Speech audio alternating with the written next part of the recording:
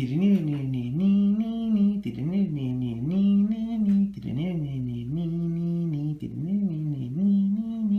you guys don't know what that was me awkwardly doing my intro song. As I mentioned in the card type video, which is the part 1 to this video. I'm going to be singing it all week for this How to Play series because I'm working on a new intro and I'd kind of rather just be quirky for a week and kind of try to be silly and funny because I haven't been doing a lot of jokes and I used to a lot. And yeah, I just kind of felt like I was in the mood.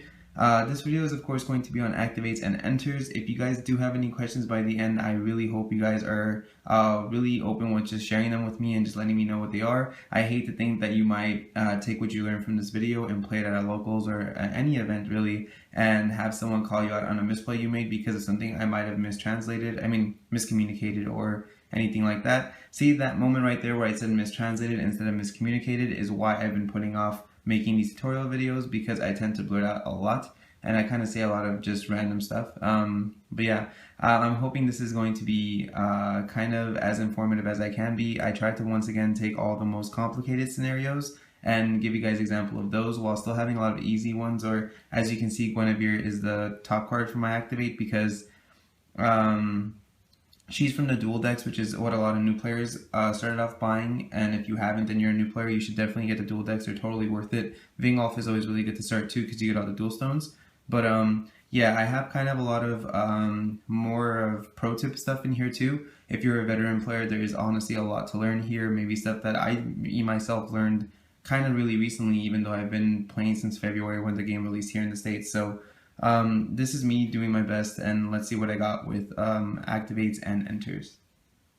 So as I mentioned, starting off with Guinevere, as you can see, they removed the activate wording on a card. Activates are now shown by the rest ability, or you can kind of tell by the effect itself. In Guinevere's case, both of her effects rest, but her second one requires you to pay fire as well. So her first effect is Banish a Resonator. Note that there's a colon afterwards. I can show you by getting really close. That kind of symbolizes cost. It's then draw 2 cards, then discard a card. And her second effect is pay 1 fire and rest, so you would have to do both. To target Resonator, you control gains 4/4 until end of turn. When it deals or is dealt damage this turn, banish it. So remember, banish means disintegrate, but does not mean remove from the game like it does in Yu-Gi-Oh!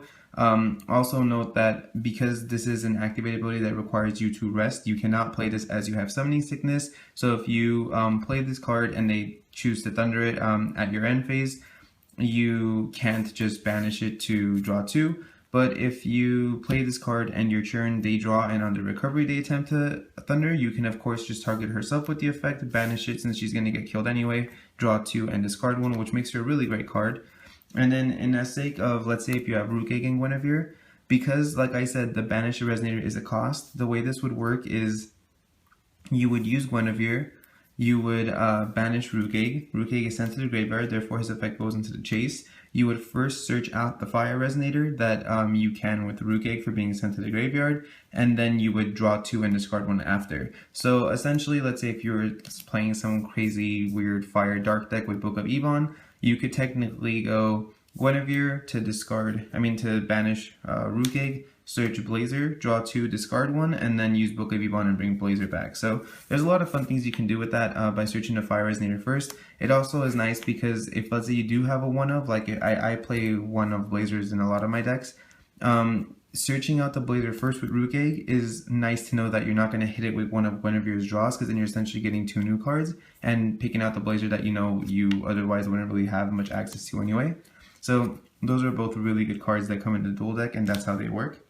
Another for enter is Percival, the Seeker of the Holy Grail. So Percival says, when this card enters your field, I'll get a little closer, reveal the top 5 cards of your main deck. You may put a Regalia or Knight of the Round Table amongst them in your hand. Put the rest in on the bottom of your main deck in any order. And then its second effect is to banish this card, prevent all damage that would be dealt to target J-Ruler or Knight of the Round Table until end of turn. So the second effect is an activate. You can tell by it saying banish this card. That's the cost to the beginning of its activate ability. And the first effect is an enter effect. But note that it does not say enter, like the little bolded enter, which I'll show off later on too. But that means if your opponent was to have Abdul, for those of you who don't know what Abdul does, it says your opponent does not gain their enter abilities. Percival would still work. Specifically, the only thing that I see them using is anymore other than like activated continuous is the enter text. So if you have an enter text, that card is stopped by Abdul, whereas a card like this that says when this card enters your field, it just works anytime the card is put into the field. That means if you have this and they try to Thunder Percival and you go Dream of Juliet, you remove it from the field, Thunder misses, it enters the field, its effect reactivates, you get to look at the top 5 again and pick a Regalia or Knight of the Round Table amongst them and add it to your hand. So any card that says when this card enters, Hanzo is also a really good example from Fingolf. It says on enter, draw a card. That card says when this card enters. So that will work no matter if they have Abdul or not. So that's how those kind of text, sorry, did I go blanking out again? Those are how those enters work. And then the banish this card is, of course, it leaves the field because that's the cost. So essentially, if you try to banish this card to make, let's say, Lancelot safe, they wouldn't be able to be like, oh, Thunder Percival before the effect goes off. It's just, it's gone. So at this point, the effect is in the chase. It then targets Lancelot and it's protected. And then moving on to something like Lancelot, you can see it says, as you choose a card to attack, you must choose this card if able, that is continuous. Whenever this card attacks, if its attack is 1,000 or more, this card deals 700 damage to target Resonator. That is also continuous. Note that it says target Resonator, which means you have to target even one of yours. It does not say you may. It says you this card deals 700 to target Resonator. So if this was your only card on the field and they had nothing and you attempted to buff it to 1,000 and attack, you would have to deal 700 to yourself and kill it. Also note that the last effect is Pay Fire. This card gains 100 and 0 until end of turn. That is an activate. So you, for every application you use, each activate goes into the chase, and with each activate they'd have a chance to change something. So let's say if this was 100 and 100, you would go pay 1, it would be 7/7. Pay 1, it's 8/8. As you attempt to pay 1 to make it 9/9, they can Flame of the Outer World and kill it. So make sure that with every application of an activate ability, it does go back into your chase area. So that's how stuff like Lancelot works. Guiber is also another card I want to mention because it has to do with enters. This card just got errated recently, but I still don't fully understand why it works this way, but it is how it works. It says you may pay 2 less to play this card for each Resonator that entered your field this turn. This only applies if the Resonators stay in the field. And I'll give you an example of, actually I can use these 3, which is perfect, of how you would properly play Guiber. So, as I mentioned yesterday in the card type video, every single time a card enters your chase, your opponent gets to respond with one of their cards. Priority is passed to the other player. If an enter effect activates, the enter effect also goes into the chase. So, if you attempt to play Percival, and you play Percival, it's in the chase. They go, okay, no response. It goes into the field, its enter effect enters the chase, they once again get to respond. So they can now Thunder Percival. If they choose not to Thunder Percival, you would be able to, look at the top 5 cards, you add one to your hand, and then put the rest on the bottom. And at this point, they're not allowed to Thunder. You retain priority, and it's still your turn. If you then attempt to summon Rookegg, they once again get a chance to play a Thunder on Percival because Rookegg is in the chase. If they don't play Thunder on Percival at this point, and you play Rookegg, and it resolves, because it doesn't have an enter effect, you now have successfully summoned 2 Resonators, and they can't respond because you still have priority, and you're allowed to drop Guiber for 1. If by any chance you are summoning Rookegg in the chase and they Thunder Percival, you now cannot play Guiber for 1.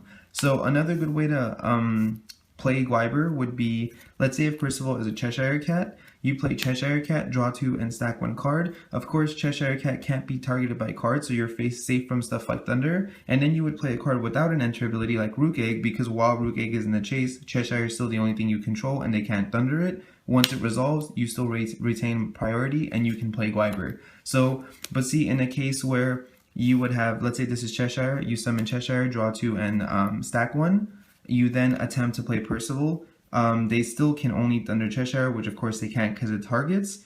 So the summon is fine. But because when Percival hits the field and its enter effect activates, they are now given another window to Thunder. And if they Thunder Percival, you of course now cannot play Guiber. So please note that that's really important for how priority works. There's a lot of Bahamut was really big, and that's why you can't Thunder the Rookegg, because when they summon the Rookegg, it's in a chase. you're allowed to thunder them directly or any other resonator they have, but once it resolves, you can't do anything, and then they're allowed to sack it for Bahamut. Let's say this is Bahamut, and then start swinging with Leviathan. So that's kind of a little lesson on priority, I guess. I'll probably talk about it tomorrow in the chase video a little bit more, because I will go into more detail on all that. But yes, I just wanted to go over Guiber because I know it's a lot of people have been asking a lot of questions about it. And then moving on, I'm going to be talking about the Regalias. This is very important because it kind of goes over blanket effects as well. And what I mean by that is if you read Excalibur, it says your J-Ruler gains target attack. This is of course continuous. The second effect is your J-Ruler gains 200/200 if you rest this until end of turn. If it's Faria, the ruler of Godsword, it gains imperishable until the end of turn, and you may pay 2 less for the God Art ability this turn. So why that's important to note is it specifically says you can rest this card, your J-Ruler gains 2/2. The exact wording on this is your J-Ruler gains. So what this means is because it doesn't specify target J-Ruler, you can have a Faria that's not J-activated. You can rest the Excalibur during your draw, untap, and then do it again. And then when you J-activate any of your rulers, because this does apply to any ruler, it would immediately have +4/+4, and they wouldn't be able to flame it if you're now above 800 defense. So the second effect, however, says if it's Faria, the ruler of Godsword, it gains imperishable until the end of turn, and you may pay 2 less for its play its God ability. And the last effect says banish this card, your J-Ruler gains imperishable this turn. So once again, if you have an Excalibur and a ruler that's not J-activated, you can banish Excalibur after using the buff twice, and J-activate, and your ruler would come out with imperishable. Why the second effect does not give Melgus and Faria imperishable if you tap is because if you check, it says your J-Ruler gains, which does not target. But when it says if it's Faria, the ruler of Godsword, the second you tap this card, the game checks for Faria. So, and because it's Faria the Godsword and not Faria the Sacred Queen or Faria of Godsword, it will not get imperishable. So make sure that with cards that say target, it does apply, but anything else is just till the end of turn. So you can tap this to give your J-Ruler 2/2 even if you don't have a J-Ruler. You can banish it to give your J-Ruler imperishable for the turn even if you don't have a J-Ruler. So when it comes out, it'll come out with imperishable, but you cannot tap this to give 2/2 to Faria and imperishable and make its God Art cost less, because Faria is not on the field when that activates, and it specifies if it's Faria, which means it's checking for it. The same thing with Leviathan, it has the same text. The only difference is this also says banish a resonator, recover this card. That is of course an activate ability. And to further talk about the way blanket effects work, I want to talk about Zero. Zero is a quick cast monster, which I didn't mention in my card type videos because I was going to talk about it in battle, but I'll kind of just go over it real quick now. It says enter resonators your opponent controls, gain -2/-2, and lose flying until the end of turn. And quick cast means you can play this card the way you would a spellcast instant. So in any time you can play a spellcast instant, remember to follow the rules of priority, you can play this card. So essentially what makes this card so good though is, once again, it says resonators your opponent controls gain -2/-2 and lose flying until end of turn. That does not target a resonator, so not only is it safe against stuff like Cheshire that can't be targeted, but it affects the field until the end of turn, not the actual resonators on their field currently. So, like I mentioned yesterday, if you have a there's a window during the draw and before recovery that you can still play cards even though it's their priority, it's totally fine.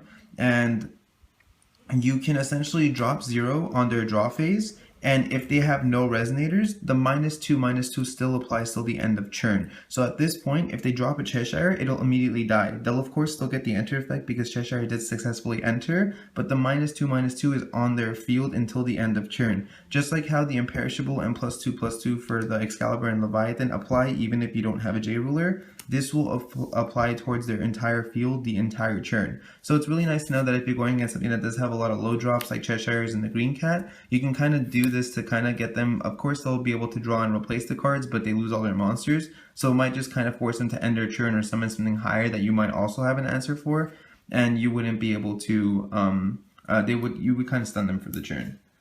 Moving on to more enters, there is Wise Men of Winds. I talked about this earlier yesterday too. It says enter, banish this card if you don't control an elf. I just wanted to specify once again in this video, just in case you guys haven't watched the other one, that if you have Christy the Wind Tracker as your ruler, which is an elf, and you play Wise Men of Winds, this totally counts and Wise Men will not be destroyed. I know it's kind of a weird ruling because your ruler isn't on your field, but you do control it, so it's totally safe. Once again, for anyone that might have missed yesterday's video, the only time this does not apply is if you J-activate Jayan, the Flame of Hatred, and they have Grim as a ruler who's a human. It will not kill Grim, because to kill a ruler, the rulings say that you have to have a card that pretty much says target ruler is destroyed, which we don't have. But to destroy a ruler, you would have to target it.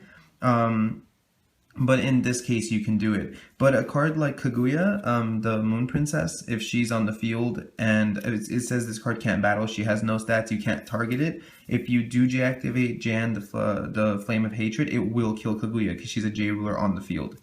So, moving on also with another card that specifies with enters, Tell a Fairy Tale says search your main deck for a Fairy Tale Resonator, reveal it and put it in your hand. If your ruler is Grim the Fairy Tale Prince, you may put it into the field instead. This triggers its enter ability. So what this is talking about is a card like Gretel. As you can see, unlike Percival, this card actually says enter and will be stopped with cards like Abdul. So what this means is if you play Tell a Fairy Tale into a Fairy Tale, you do get the enter effect, but normally you wouldn't. So if this card didn't specify trigger its enter ability, Gretel would not be able to search for a magic stone.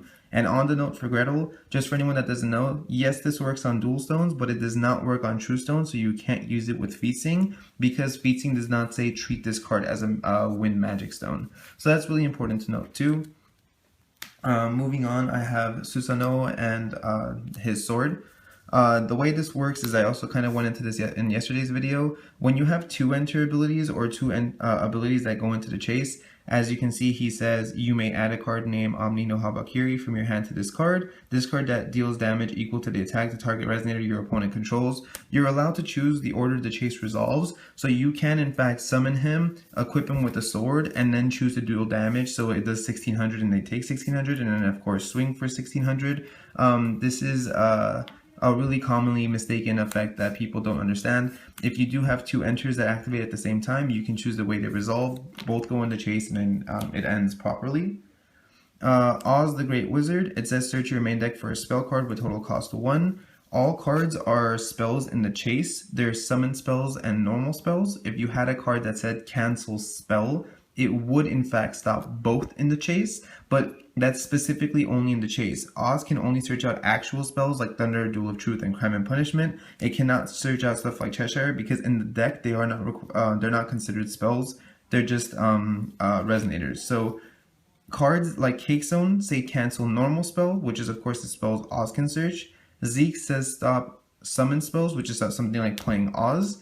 If we did have a card that canceled just spells, it would work against anything in the chase. Actually, the Exceed the Ancient Magic is a good example. That can cancel both. But Oz itself can only search for a spell and not a resonator.